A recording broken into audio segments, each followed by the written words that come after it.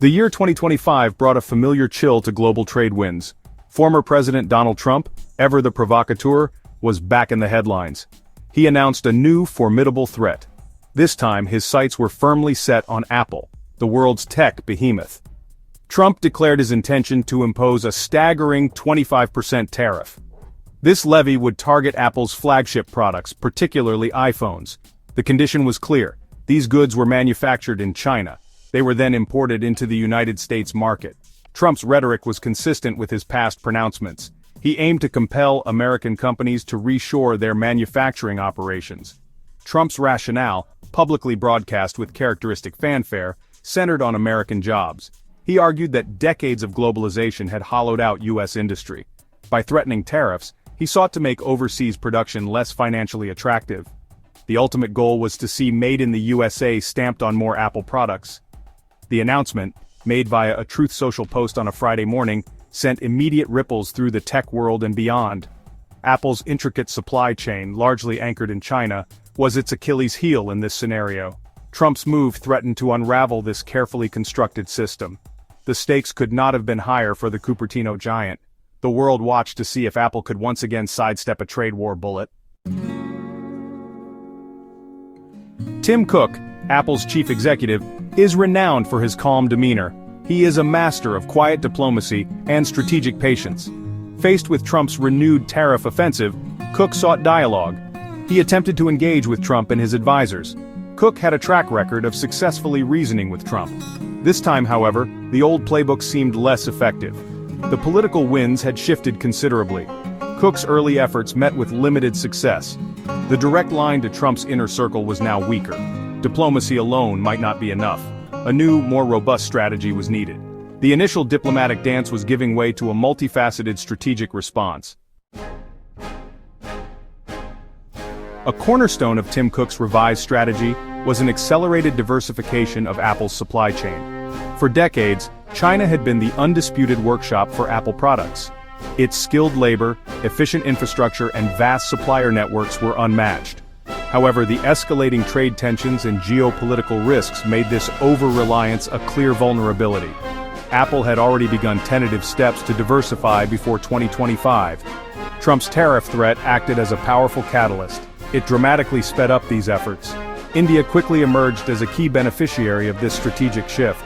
Apple, working closely with its manufacturing partners like Foxconn, ramped up iPhone production in the subcontinent. Foxconn announced a substantial new investment of $1.5 billion. This was for a new plant in India dedicated to iPhone assembly. Vietnam also saw increased Apple activity.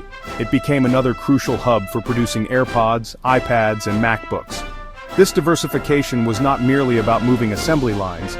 It involved a complex reorganization of logistics, supplier relationships, and quality control processes. The great supply chain pivot was well and truly underway. Alongside diversifying its international supply chain, Apple also amplified its investments in the United States. This was partly a response to political pressure. It was also a strategic move towards higher-value manufacturing and innovation on American soil. Tim Cook announced plans for new manufacturing facilities within the U.S. These facilities would focus on key components and advanced production techniques. The company stressed its existing commitments. Apple had previously pledged to spend over $500 billion in the U.S. over several years. This included investments in domestic suppliers and manufacturing. A significant part of this American strategy involved heavy investment in automation and advanced manufacturing technologies. These technologies could help offset higher labor costs in the U.S. They could also bring cutting-edge production processes closer to Apple's research and design teams in California. By embracing robotics and sophisticated automation, Apple aimed to make domestic manufacturing more economically viable. These U.S. investments served multiple purposes. They helped Apple present a narrative of contributing to American jobs and economic growth. They also aligned with Apple's long-term vision of controlling critical technologies and manufacturing processes. By bringing some production home, Apple could enhance supply chain security for certain components. The focus was on quality and technological leadership, not just quantity. Apple's American manufacturing bet was a careful balance. The news of Trump's proposed 25% tariff sent immediate shockwaves through financial markets. Apple's stock, being a bellwether for the tech industry and the broader economy, took a direct hit. On that Friday morning, following Trump's Truth Social announcement, Apple shares tumbled. They dropped nearly 4% by the time the market opened. Investors were clearly spooked by the prospect of a renewed trade war. They worried about the potential impact on Apple's profitability and sales. The scale of the proposed tariff was significant enough to cause genuine alarm among shareholders. This stock market wobble occurred within a challenging context for Apple. In early 2025, Apple was already the worst-performing stock among the Magnificent Seven tech giants. Its shares had reportedly dropped by 22% year-to-date even before this latest tariff threat. This underperformance was attributed to various factors. These included concerns about slowing iPhone sales growth in key markets like China. There were also questions about the company's next big innovative product. Trump's announcement added another layer of uncertainty.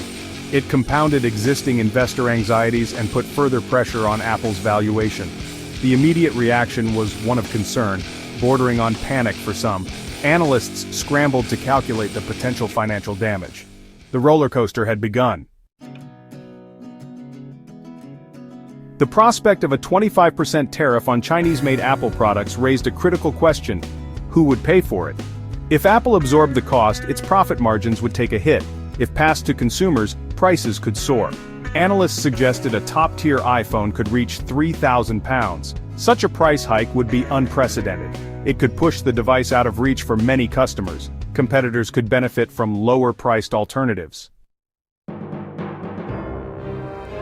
The dynamic between Donald Trump and Tim Cook had always been a fascinating one. During Trump's presidency, Cook demonstrated remarkable diplomatic skill. He managed to cultivate a surprisingly close working relationship with a president often openly hostile to big tech. Cook engaged directly with Trump, attending White House meetings and maintaining open lines of communication. This rapport was often credited with helping Apple navigate tricky policy issues, including earlier tariff threats. Trump famously, and perhaps accidentally, once referred to the Apple CEO as Tim Apple during a public meeting in 2019. Cook even took it in his stride, briefly changing his Twitter name. This seemingly amicable relationship had tangible benefits for Apple. Cook was praised by Trump for his directness and willingness to discuss U.S. investments. Apple even reportedly donated $1 million to Trump's inauguration fund. The company had also committed to significant spending in the U.S., focusing on domestic manufacturing and job creation. These moves appeared to win Apple some favor, including temporary exemptions from certain tariffs imposed on Chinese goods during Trump's term. However, by 2025, the relationship had visibly soured. The earlier warmth, or at least mutual pragmatism, seemed to have evaporated. The new dynamic was one of increased tension and public criticism.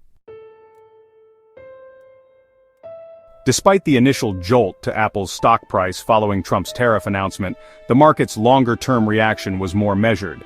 After the immediate dip, Apple shares showed a degree of stability. They did not enter a freefall, as some might have feared given the magnitude of the threat.